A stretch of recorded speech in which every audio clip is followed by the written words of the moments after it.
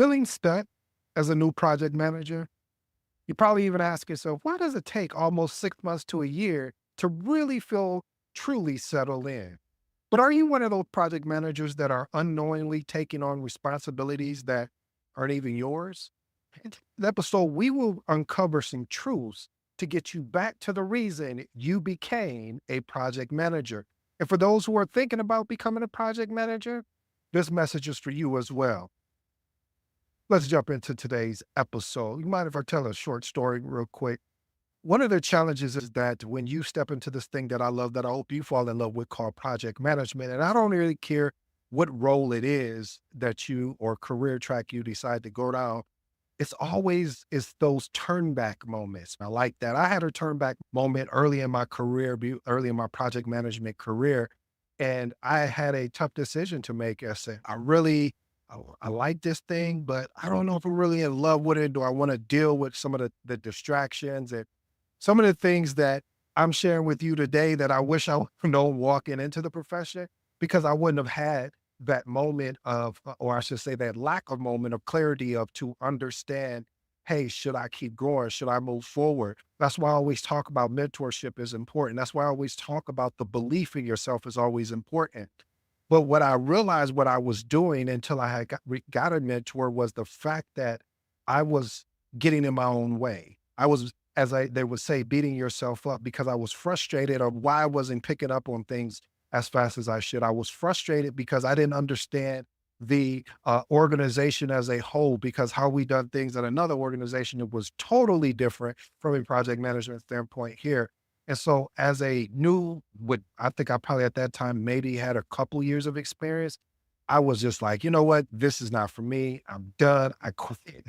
And that's when I had my aha moment. And that takes me to point number one is, don't be too hard on yourself. Listen, excessive self-criticism can lead to discouragement and loss of focus. You have to understand something that I had to realize. And again, it was my mentor that really walked me through this and opened my eyes to it. And it sometimes we forget these simple, common, I should say, common thinking, the common ways of thinking and applying them to ourselves. What I mean by that is that mistakes are part of the process. Mistakes are part of the journey. And recognizing that mistakes are part of the journey, which, watch this, family, allows for growth, then you have a better chance of not being so hard on yourself. I know there may be a project manager, maybe started at the same time as you, has the same experience of you, and you feel that they're further ahead, but you don't know who they know or they don't know. Again, you don't know who they know or don't know. Maybe they have someone that they have a mentor that they're talking to. And so that's how they're getting further than you, because they're having this conversation. But most of all, having the ability not to be so hard on yourself and understand you are in a new career. You are in a career period. I don't care. Even with me, I have over a decade of experience, and I always have to remind myself of not being so hard on myself. Yep, I made the mistake. Okay, now how are we going to pivot to fix it so we don't repeat that again? Here's my actionable tips. Create a mantra to remind yourself that growth takes time. Every mistake, again, like I stated, is a lesson learning. Two, discuss challenges with a mentor or trusted colleague to gain perspective. This is, again, why, family, I've been talking about it a lot. I should say more and more about the mentorship program that I want to have for you guys, to make sure if you have these type of questions, because I watch so many exceptional, amazing people that could really have great success in this thing called project management and become that project manager that they thought they could be, but they got sidetracked or distracted by other outside noise. So again, discuss challenges with your mentor or trusted colleague to gain perspective. Third thing, join a project management community of like-minded people. Like I said, we will have this community. I don't know what is it going to take for me to I'm putting this together. I promise you guys that, because I know we need it right now for the type of people that are coming after this thing called project management. I want to make sure they're set up for success. And when I say type of people, I'm talking about people that was just like me. And I know what it was like when you didn't know who you could trust and turn to help guide you through your career. I hope you allow me to be that guide. Point number two, revisit your why for becoming a PM. That was one of the things that I did when as part of this process, when I almost called it quits, I asked, why did I even want to get into project management in the first place? I reflected on what originally got me excited, what got me to even want to be in project management. Here's my three actionable tips. First one is create a vision board with your career goals and the reason behind it. This is key, family. If you don't do anything else that I've said today, this is one of those actionable tips because I know it works.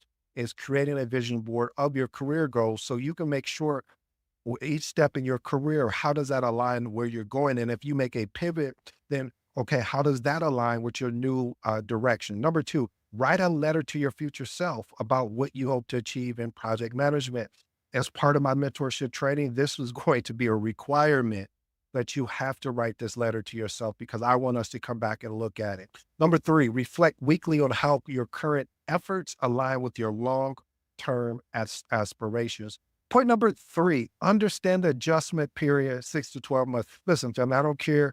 I remember I had a manager say this to me. He was like, Ed, it's going to take at minimum 6 months for you just to, I don't care how exceptional you are at the actual task of the job, but because the task of the job is in a different organization, there's a different perspective. There's a different priority as where you came from. So it's going to at least take you 6 months to understand that.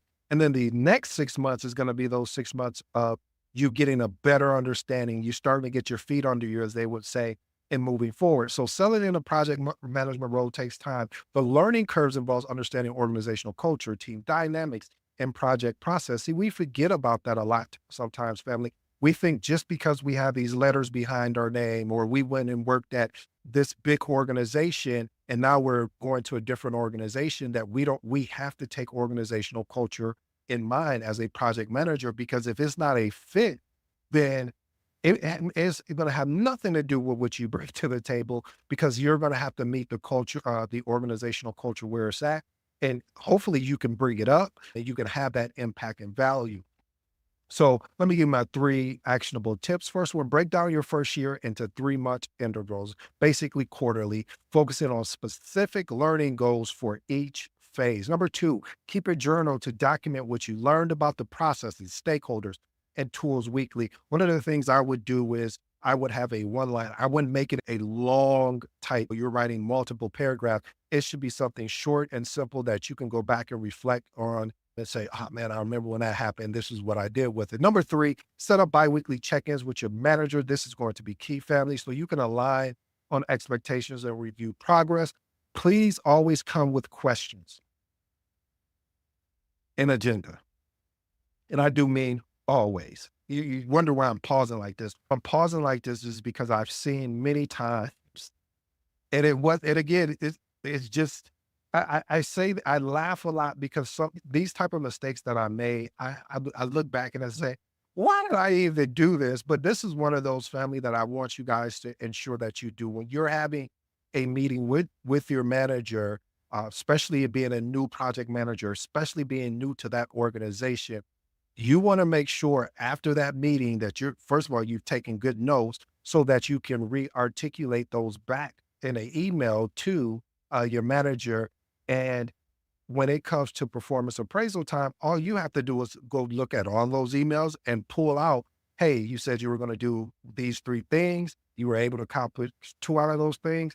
So it's really good for you to do that as well. And plus, it just covers you. And just in case if something happens and they say, no one brought this to my attention, and evidently you have the correspondence because you're the model here, documentation is always going to be conversation. Point number four, shadow experienced project managers. See, Evan, when you have an opportunity to observe seasoned PMs, it provides you insight into how you're going to challenge it, how you're going to handle challenges, managing stakeholders, and navigate complex projects. This could accelerate your learning curve. What I always share this story, it's a thing where, let's say there were two kids. Let's say there was a child that was, I don't know, let's say the child is 5, and then you have one, I don't know, about 10 or 11 months. That 10 or 11-month-old child is watching that 5-year-old and seeing how they're walking. And it's like the same thing of them shadowing them, and they'll walk faster than they would if they didn't see that from someone that in their eyes looks close enough. Okay, you don't like that analogy. Here's a better analogy. When you have an opportunity to shadow somebody, meaning you're shadowing me as as someone that is working for this organization. I've been with them longer than a year, so I beat that year mark. And now you have opportunity. Now where you're able to ask questions where I can answer them because it's happening in real time. So you could say, "Huh, why did you send the agenda out 30 minutes before the meeting?" And I may answer, "Hey, reason why I do that is because a lot of what I was noticing is people were showing up to the meetings, and even though I sent the agenda out the day before the actual meeting, people weren't reading it because the same question came up. So I asked them, when would you guys like this agenda sent out?" And they said 30 minutes before the meeting because that'll give them enough time to review the agenda. That's a good example of just what it looks like of why you want to shadow an experienced project manager, because it will really help you and you can get real time feedback from that person. Here's my three actionable tips. First, ask to observe an experienced PM during a project planning or stakeholder meeting. Number two, take detailed notes on their approach to handling risk, communication, as well as the biggest thing involved, their decision making process. And then number three, follow up by asking for specific advice on scenarios you're likely to encounter. As a new project manager, I can tell you one of the things you're going to encounter a lot is communication, having the ability to communicate cross functionally.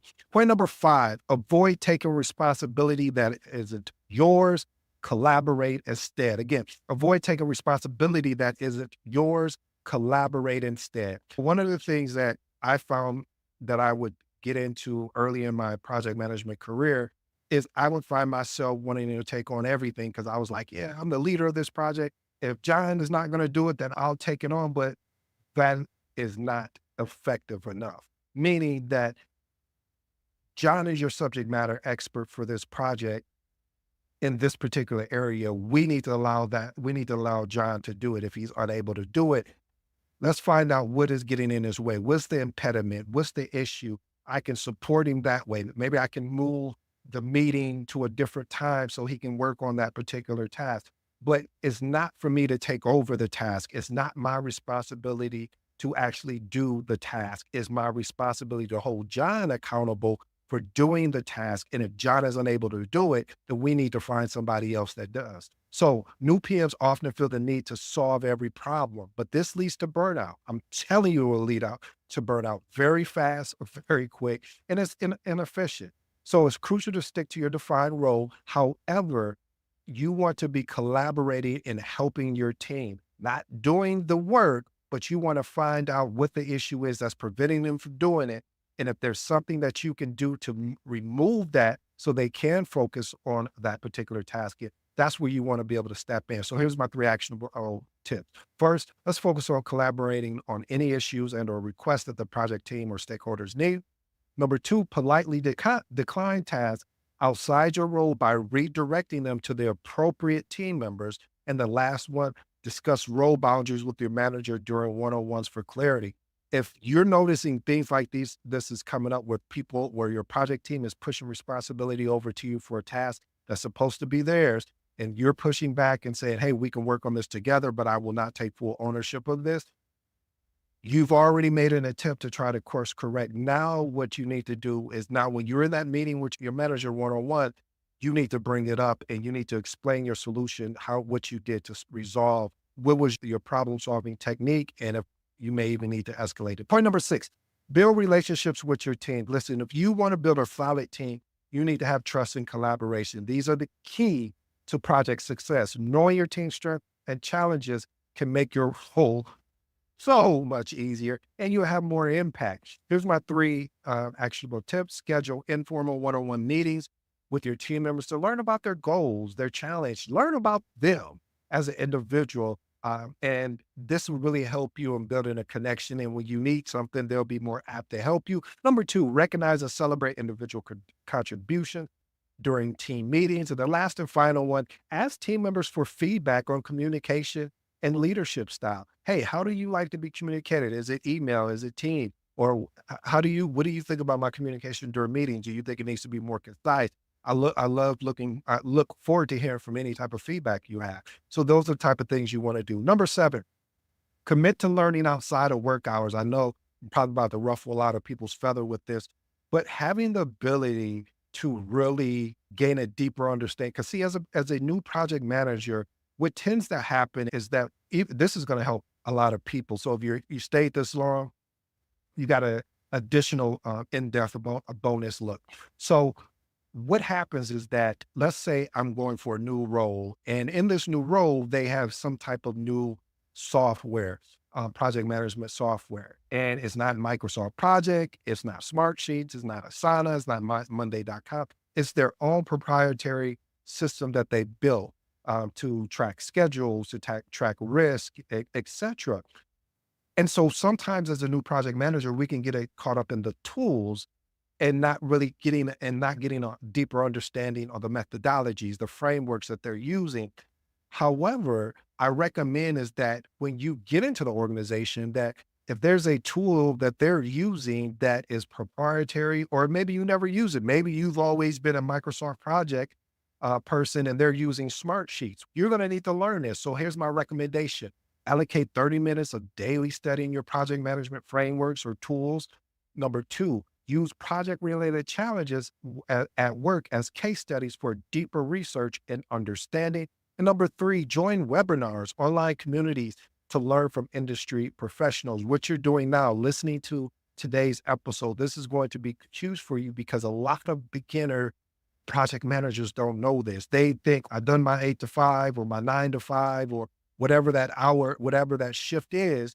And then they just leave the work where it is. And I'm like, hey, since you're new, there's going to be a lot of things that you may need to get up to speed on fast, because who knows, maybe, and I keep using John, but John may be going out of town. And so we need to make sure we get someone backfill. And you may need to know to ask the right questions. But if you haven't looked at what John is doing, you're not going to know what questions to ask. So yeah, it's going to require you to commit to learning outside of the work hours. Point number 8, focus on long-term growth.